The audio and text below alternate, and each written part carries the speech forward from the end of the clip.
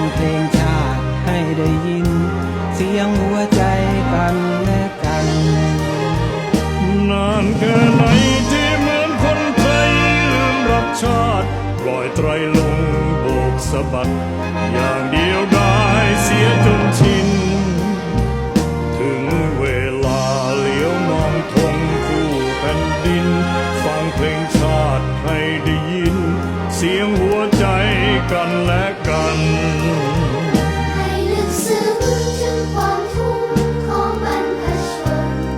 รู้สึกกังวลอนาคตของลูกหลา